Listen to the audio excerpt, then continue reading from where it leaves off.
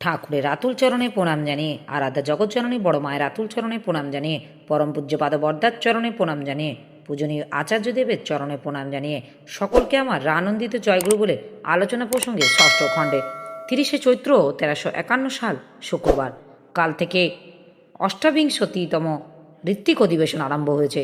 শ্রী ঠাকুর প্রাতে আশ্রম প্রাঙ্গণে বাবলাতলায় এসে বসেছেন। অভয় ঘোষাল, ব্রজেন ঘোষ, ধীরেন ঘোষ, চতুর্ভুজ উপাধ্যায়, গিরিন গোস্বামী, হেমকশ চৌধুরী, কাশেশ্বর দাস শর্মা, ক্ষিতীশ দাস, জনার্দন বসু, অজিত চক্রবর্তী, আশু ভট্টাচার্য, বনবিহারী ঘোষ, বনবিহারী সামন্ত, বিশু মুখোপাধ্যায়, বিনয় বিশ্বাস, সুধীর বিশ্বাস, বঙ্কিম ঘটক, বঙ্কিম দাস, মনোরঞ্জন তপস্বী, মনীন্দ্র কর, কিরণ ঘোষ, মনন্থ নাগ, বীরি বিশ্বাস, গুরুদাস রায়, সত্যেন্দ্র মিত্র, শশাঙ্ক ঘোষ, আশু দত্ত, আশু বন্দ্যোপাধ্যায়, নরেন দত্ত, খগন চট্টোপাধ্যায়, প্রমোদ গঙ্গোপাধ্যায়, ভজহরি পাল, বিজয় মজুমদার, সুনীত পাল, ব্রজেন দাস, বীরেন মুহুরী, বিশু বিশ্বাস, সহায় রামনাথ, ধীরাজ মুখোপাধ্যায়, ধূর্যটি নিয়োগী, ইন্দু বসু, হিরণময় মুন্সী, যতীন ঘোষ, নরেশ অধিকারী, হীরালাল চক্রবর্তী, জগদী ইন্দু দত্ত, জিতেন রায়, রাধা বিনোদ বিশ্বাস, পশুপতি দত্ত, হরিচরণ গঙ্গোপাধ্যায়,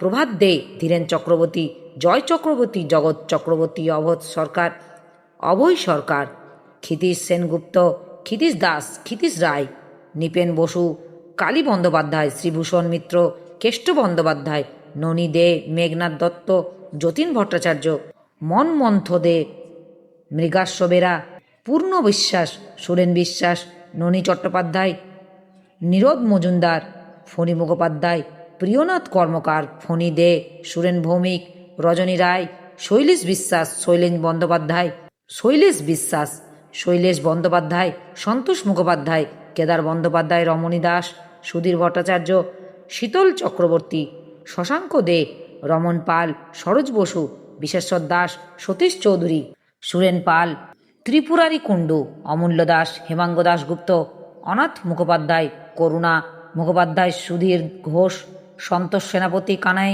গঙ্গোপাধ্যায়, প্রতুল দেব, হরেরাম চক্রবর্তী, সত্য দে, প্রফুল্ল চট্টোপাধ্যায়, গোকুল নন্দী, সুরেশ মোদক, হরপ্রসন্ন মজুমদার, সত্য দত্ত, যতীন নাথ, ননী সরকার, গঙ্গা মিত্র, ভোলানাথ সরকার, যুগল রায়, জীবন মান্না, হেম মুখোপাধ্যায়, নরেন মিত্র, রবি বন্দ্যোপাধ্যায়, শৈলেন ভট্টাচার্য, যামিনী রায়চৌধুরী, সুশীল বসু, আশু জোয়ারদার, বাসুদেব গোস্বামী, বিপিন সেন, ভূপেশ গুহ, ক্ষিতীশ বর্মন, যোগেন সরকার, ধীরেন ভট্টাচার্য, বিভু বন্দ্যোপাধ্যায়, গুরুদাস সিংহ, হরলাল বৈদ্য, জিতেন মিত্র, হীরেন ঘোষ, যতীন দত্ত, যতীন মুখোপাধ্যায়, যতীন দাস, যতীন গুহ, কান্তি বিশ্বাস, জগৎজ্যোতি, সেন শর্মা, মধু সান্যাল, নীতিশ ভট্টাচার্য, কেশব রায়, শিবরাম চক্রবর্তী, শশাঙ্ক মণ্ডল, শিবকালী সাহা, সুধীর সাহা, শরৎ কর্মকার, গিরিশ সেনগুপ্ত,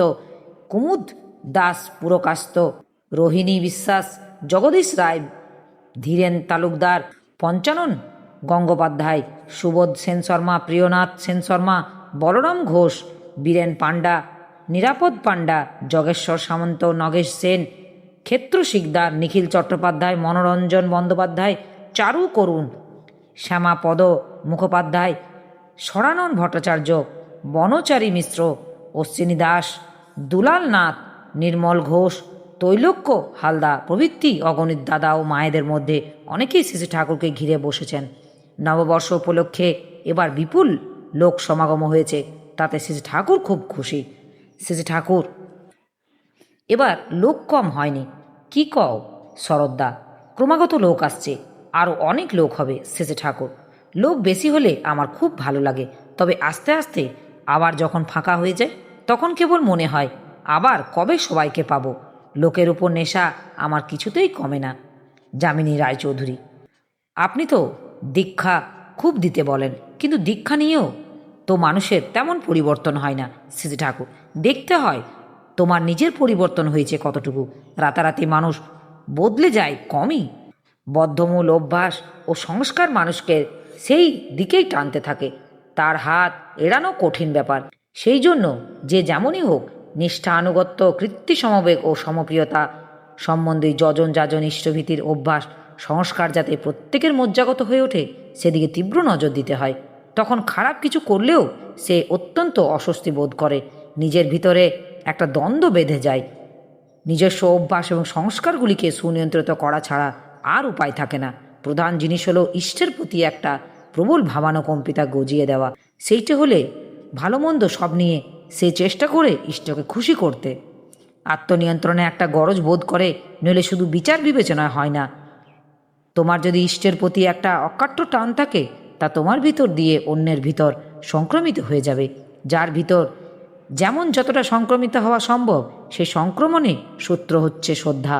তোমার চলন, চরিত্র, সেবা, সহানুভূতি লোকের অন্তরের গভীর শ্রদ্ধাকে উদ্বেগ করা চাই।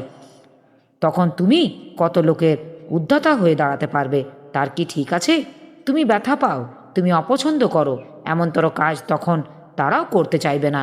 ভালোবাসার দায়ে না পড়লে কি মানুষ ভালো হয়? আশু দত্ত: আপনার কাছে যখন কথাগুলি শুনি তখন সব কাজ জলের মতো মনে হয়, কিছুই কঠিন মনে হয় না। কিন্তু যেই নিজের মতো করে করতে যায়, সেই সব জটিল বলে মনে হয়। মাথাটা যেন গুলিয়ে যায়, ভালো করে পথ পায় না। আপনার কথাগুলি যেন ভালো করে মনে থাকে না। শেষে ঠাকুর: তুমি যদি আমাকে ভালোবাসো, তোমার স্বার্থ হবে অন্যের ভালো করা। আর অন্যের ভালো করা যদি তোমার স্বার্থ হয়, তাহলে দেখবে সমস্যা অনেক সরল হয়ে আসছে। হীন স্বার্থবুদ্ধি নিয়ে, হামবড়াই নিয়ে যতই বড় কাজ করতে যাও না কেন, তা পণ্ড করার প্রধান পুরোহিতই হবে তুমি। তোমার ভিতরে অসঙ্গতির দরুন তুমি কিছুকে বা কাউকে সুসংগত করে তুলতে পারবে না। ওই অবস্থার মাথা গুলিয়ে যাওয়া তো স্বাভাবিক।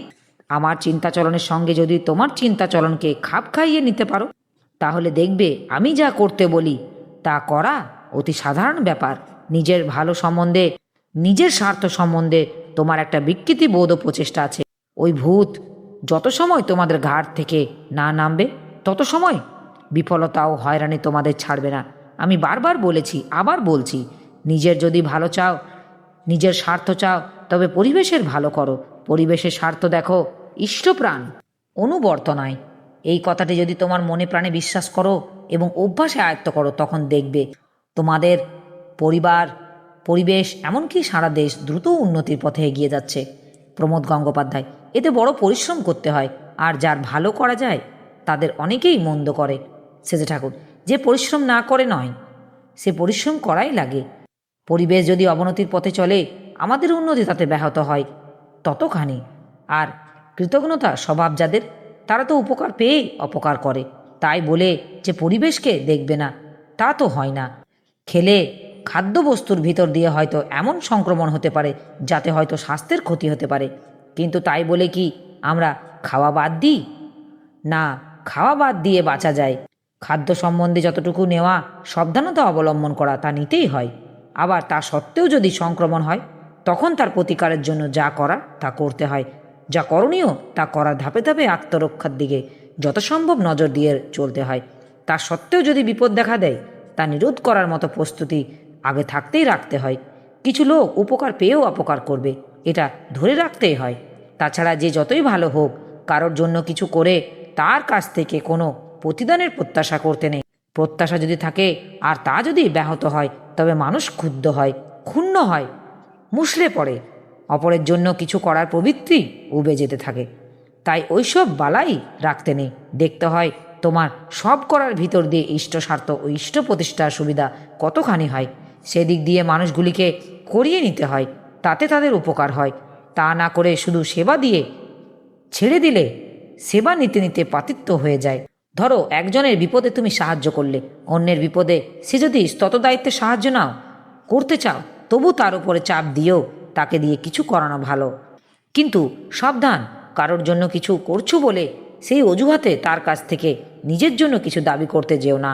অবশ্য তোমার নিজের প্রয়োজন হলে যে তার কাছে চাইতে পারবে না তা নয়, কিন্তু তার মধ্যে এমন কোনো ভাব থাকবে না যে তুমি তোমার করার প্রতিদানে তার কাছ থেকে চাচ্ছ।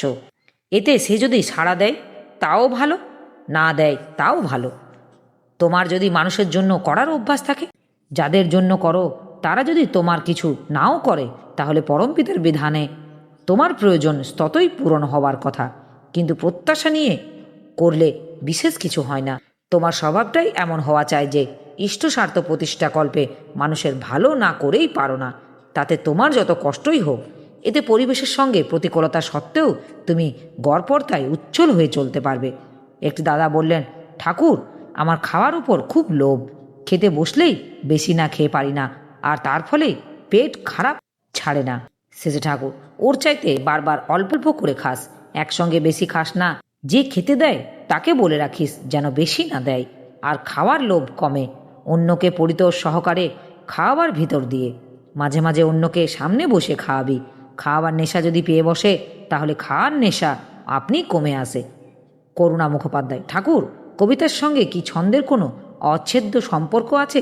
শেষে ঠাকুর, ভাবের সঙ্গে আছে ভাবানুগ, ভাষা ও ছন্দ।